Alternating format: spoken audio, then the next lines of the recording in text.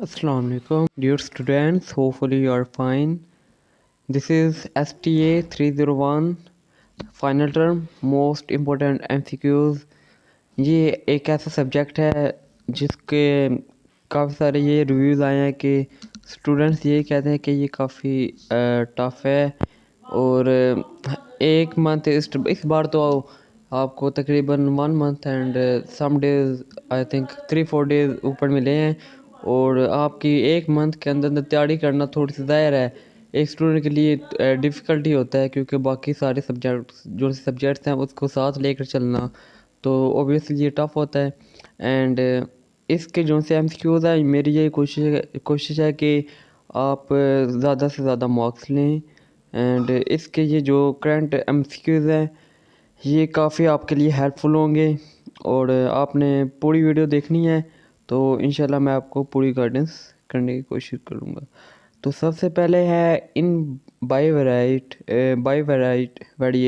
Probability distribution of x and y। तो इसका है सी ऑप्शन करेक्ट, x और y are not statistically independent. Next आया है अ रैंडम सैंपल, एक मिनट यार, a random sample of n is equal to 6 has element 6, 10, 13, 14, 18 and 20. What is the point estimate of population mean? तो इसका आपको मैं हल ही कर देता हूँ। इसका सीधी बात है कि आपने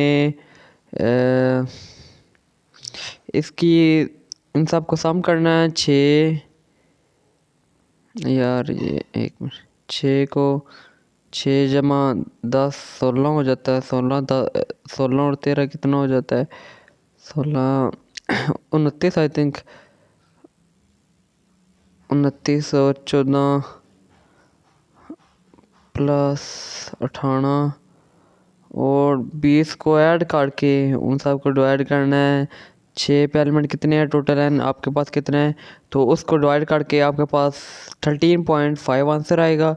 तो ये इसका करेक्ट है। In binomial experiment probability of success change on each trial पर इसके आपने ये क्या नाम है प्रॉपर्टीज़ है ना, इसका स्टैट के प्रॉपर्टीज़ है जो सी बायनोमियल डिस्ट्रीब्यूशन जैसे हो गया, hyper geometric distribution and uniform distribution and normal distribution T test, इसके आपने प्रॉपर्टीज़ करनी है।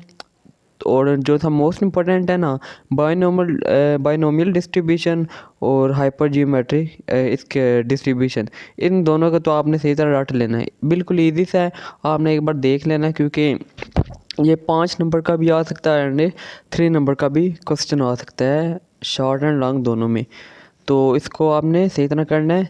तो the mean of continuous probability function can obtain by integrating the product x f(x), ठीक है। नेक्स्ट आ गया we can obtain the individual probability of x and y from the joint probability function of distribution of f(x, y). Such individual probability are known as, तो इसे marginal probability कहते हैं। Which of the following statement is not an example of continuous random variable? तो इसका है continuous में, तो इसका है एक minute, the price for cheese cake in New York cheese cake, ठीक है। नेक्स्ट आ गया विच of the following is not true statement for hyper geometric distribution. तो यहाँ पे ट्रायल्स आपके डिपेंडेंट होते हैं और आपका नंबर ऑफ ट्रायल्स ये भी फिक्स होते हैं और ओनली 2 पॉसिबल आउटकम होते हैं, जो से failure and success, defective, non defective. और इसके ट्रायल डिपेंडेंट होते हैं और जो सा है बायनोमियल डिस्ट्रीब्यूशन उसमें उसके ट्रायल इंडिपेंडेंट होते हैं, ये आपने याद रखना है। तो इसका जो सी ट्रू स्टेटमेंट नहीं है वो है कांस्टेंट प्रोबेबिलिटी ऑफ सक्सेस, ठीक है।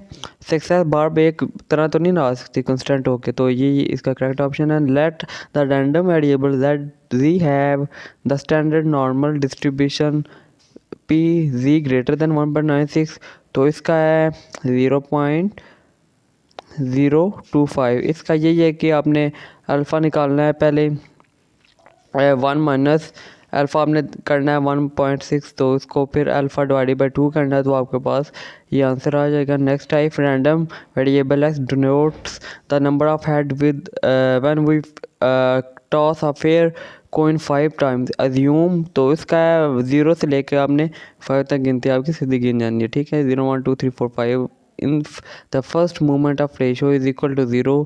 डिस्ट्रीब्यूशन विल बी, अगर आपका ज़ीरो है तो आपकी डिस्ट्रीब्यूशन सिमेट्रिकल होगी, अगर आपका ज़ीरो से लेस है तो आपका नेगेटिवली स्क्यूड, एंड अगर आपका ज़ीरो से ग्रेटर है तो आपका पॉजिटिवली स्क्यूड होगा। Which of the following is not statement for, ये आई थिंक रिपीट हो गया है। In sampling from large population with 6 is equal to 35, the standard error of a mean is found to be 4, the size of sample is used। तो इसका ऐसे ही हल होगा, 1 minute. तो ये है कि आपने पहले देखना है कि स्टैंडर्ड एरर का आपने फार्मूला देखना है, म्यू ओवर अंडर रूट ये हो गया mu over under root n, तो ये हो गया, ठीक है। तो नेक्स्ट आ गया, हमने अंडर रूट एन को एक सेकेंड यार, अंडर एन को हमने यहाँ ले आए, ये यहाँ से शिफ्ट किया, यहाँ पर ले आए और स्टैंडर्ड डेविएशन नीचे आ गया। तो स्टैंडर्ड डेविएशन 4 था, हमने 32 जो सा है वो ऊपर हमने क्या नाम है स्टैंडर्ड डेविएशन हमने ऊपर पुट किया, 32 डिवाइडेड बाय 4 हमने किया, तो हमारे पास 8.74 आया। तो हमने अंडर रूट को ख़त्म करने के लिए 8.74 का हमने स्क्वायर लिया, तो हमारा 77 आंसर आ गया, ठीक है। What condition is required before the central limit theorem justifies approximating the sampling distribution of the mean with a normal distribution, तो इसका n ग्रेटर दैन 30 होगा, ठीक है। तो नेक्स्ट आ गया integrating the product of x and F of x from range, तो इसका आप देख सकते हैं थोड़ा सा ब्लर्ड है। Statistics who standard deviation decrease with increase sample size का, तो उसे कंसिस्टेंट कहेंगे। If x and y are independent covariance हमारा 0 होगा। Which one of the statement is true, तो इसका ए ऑप्शन करेक्ट है। The shape of parameter of normal distribution is standard deviation. अगर 2 independent variable have bivariate distribution then E x y, तो इसका हमने ये यहाँ से शो हो जाता है कि एक्स डॉट वाई, तो मतलब प्रोडक्ट आपने इसे सेपरेट काट के लिखना है, E X and E Y. Simple random sampling is appropriate when the unit in population are accessible.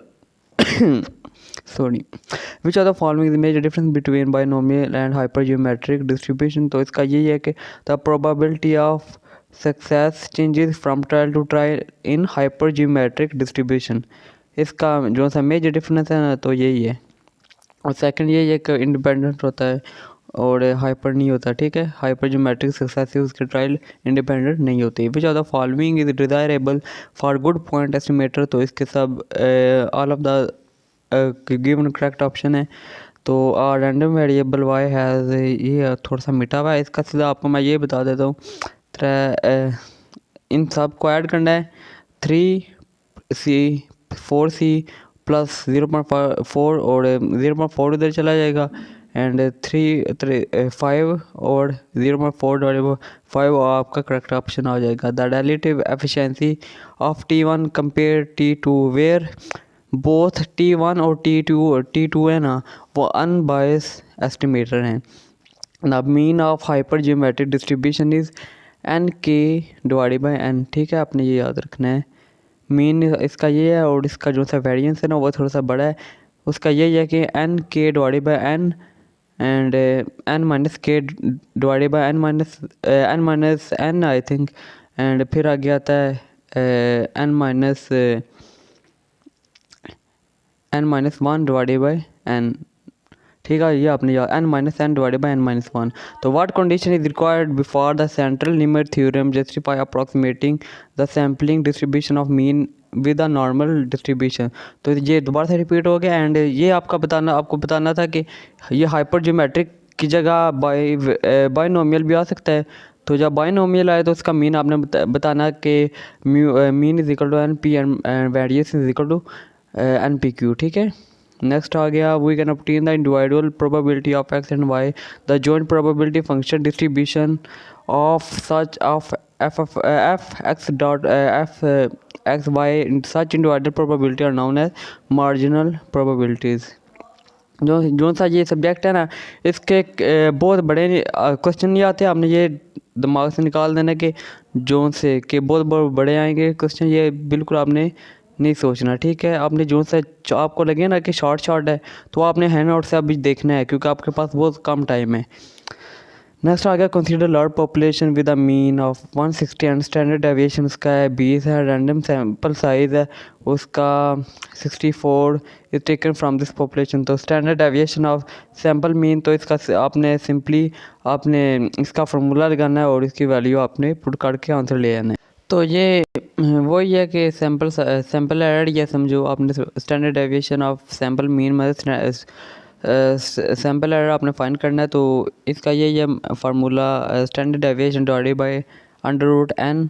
तो आपने जो सा है सीधे आपने वैल्यू पुट करनी है और आपने आंसर निकालना है।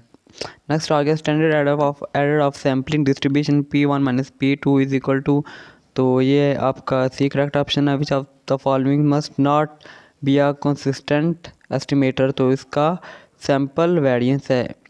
आ गया, the bivariate probability density function of continuous